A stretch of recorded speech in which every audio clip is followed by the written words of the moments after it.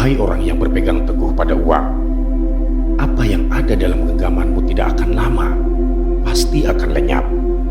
Bahkan siksa akan menimpamu.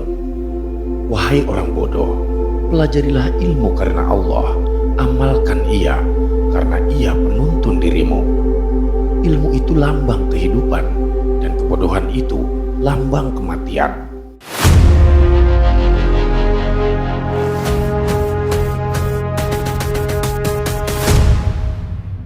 Bismillah, alhamdulillah. Sahabat Taura, jika video ini lewat di berandamu, berarti ini adalah petunjuk dari Allah untukmu.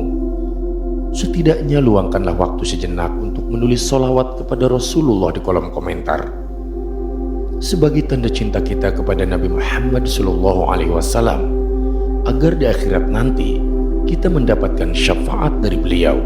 Amin ya rabbal alamin. Sahabat, berpegang pada tali yang teguh. Pada tanggal 19 Rajab tahun 545 Hijriah di madrasah, Syekh Abdul Qadir Al-Jailani berbicara, sabda Nabi Muhammad SAW, amat dilaknati orang yang berteguh dengan makhluk semisal dirinya. Banyak sekali orang yang terkena laknat seperti ini. Hanya ada satu golongan manusia yang berteguh dengan Allah. Allah berfirman, sesungguhnya dia telah berpegang pada tali yang teguh. Quran Surat Al-Baqarah ayat 256. Barang siapa berpegang teguh dengan makhluk, maka ia laksana orang yang menggambar dalam air.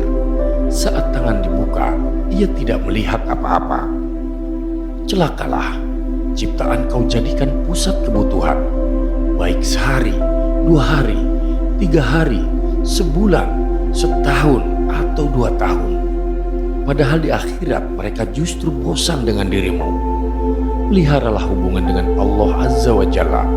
Adukan kebutuhanmu kepadanya, karena dia tidak akan pernah bosan kepadamu. Orang bertauhid dalam keteguhan tauhidnya tidak mengenal kata ayah ataupun ibu, keluarga atau teman, musuh atau harta, pangkat atau kediaman. Semua itu tidak ada dalam hati selain bergantung pada pintu Allah dan pemberiannya. Wahai orang yang berpegang teguh pada uang, apa yang ada dalam genggamanmu itu tidak akan lama, tentu akan lenyap. Bahkan siksa akan menimpamu. Wahai orang bodoh, pelajarilah ilmu karena Allah, amalkanlah ia karena ia penuntun dirimu. Ilmu itu lambang kehidupan, dan kebodohan itu lambang kematian. Orang benar setelah mendalami cabang-cabang ilmu, kemudian mendalami satu ilmu, yaitu ilmu hati dan syirri. Bila telah menekuni ilmu ini, ia menjadi pelindung agama Allah, mencegah menurut pencegahannya. Ia mengambil sesuatu dari tangan mereka berdasar perintah Allah. Di sini berarti hukum telah mengiringi mereka dan bersama Allah dengan ilmu. Orang arif selalu siaga di pintu Allah. Ia dipasrahi ilmu ma'rifat, diperlihatkan segala perkara yang tidak diperlihatkan kepada orang lain. Bila diperintah agar memberi, maka ia segera memberi. Jika diperintah untuk menggenggam hak itu, ia pun akan menggenggamnya. Sertai ilmu dan ulama yang beramal dengan ilmunya. Jika kamu bersabar menyertai ilmu, maka tentu ia mengikuti untuk yang kedua. Bersabarlah dalam pelayanan itu. Jika kamu sabar melayani ilmu, niscaya diberi kefahaman dan diberi cahaya batin. Wahai manusia, serahkan perkaramu kepada Allah, karena Dia Maha Tahu daripada dirimu. Tinggalkan keleluasaannya, karena dari waktu ke waktu terdapat keleluasaan. Ikutilah Allah dan bukalah pintunya. Tutuplah tembusan-tembusan pintu makhluk. Jika hal itu terjadi, dirimu akan melihat keanehan-keanehan yang tidak terdapat pada perhitunganmu. Tidakkah kamu sadari jika Allah menghendaki dirimu membawa manfaat untuk orang lain, tentu menjadikan dirimu bermanfaat. Bila Allah berkehendak menjatuhkanmu di hadapan manusia, maka hal itu menipu, memperlunak, dan memperketat hati mereka. Dia Maha Penghidup lagi Maha Mematikan, Maha Awal dan Maha Akhir, lahir dan batin. Setiap permasalahan tidak pernah berubah baginya. Tancapkan keyakinan ini dalam hatimu. Berbaiklah dalam pergaulan bersama manusia dengan sifat-sifat lahir. Sebab permasalahan ini menjadi tradisi orang-orang saleh yang bertakwa kepada Allah dalam segala kondisinya. Mereka juga berkeliling untuk berdakwah menurut kajian akal yang selaras dengan hati mereka, disertai dengan akhlak mulia, yaitu akhlak Quran dan Sunnah, dan menyeru mereka untuk mengikuti kedua konsepsi tersebut. Jika mereka menerima, tentu mengikutinya. Jika mereka lari dari kedua konsepsi itu, berakibat tanpa membawa kesan antara mereka, orang-orang saleh, dan mereka sendiri, maklum, tanpa ada jalinan cinta kasih. Jadikan hatimu sebagai tempat ibadah. Jangan menyeru Allah bersama ciptaan. Firman Allah, dan sesungguhnya masjid-masjid itu hanyalah untuk Allah semata.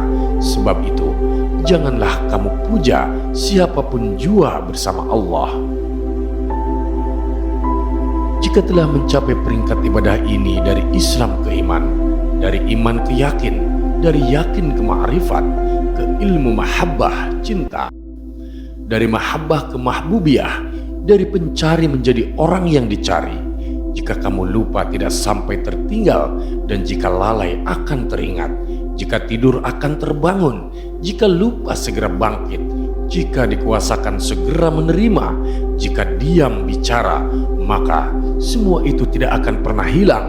Terus menerus siaga secara bersih, karena ia telah terjernihkan oleh pusat hati.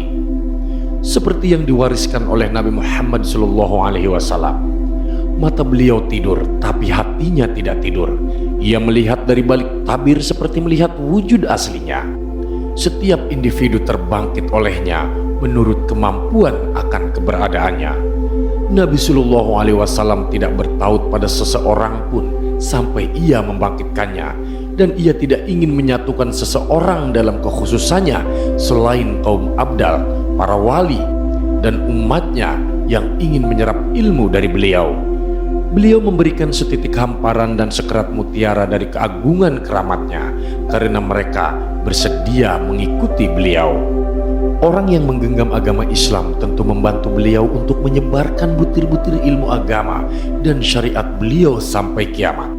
Ikutilah milad Ibrahim, pilihan Allah yang berspekulasi mencari Tuhan melalui bintang, bulan, dan matahari. Dan pada akhirnya beliau berkata, "Aku tidak suka sesuatu yang tenggelam. Sesungguhnya aku menghadapkan wajah diriku kepada Zat yang menciptakan langit dan bumi secara lurus, dan bukanlah aku termasuk orang-orang yang musyrik." Setelah lama Ibrahim bersandar pada kekeliruan itu lalu mengenal Allah Subhanahu wa Ta'ala. Segeralah beliau membenarkannya, maka terbukalah pintu kebenaran dan hatinya terseru untuk memasukinya. Kemudian observasi Ibrahim dijadikan contoh bersama sesuatu yang berlaku di dunia dan akhirat. Kini beliau memahami hal itu datang dari Allah Subhanahu wa Ta'ala. Berpengaruh, jadilah pusat hatinya berada di sisi Allah dan menanggalkan selainnya.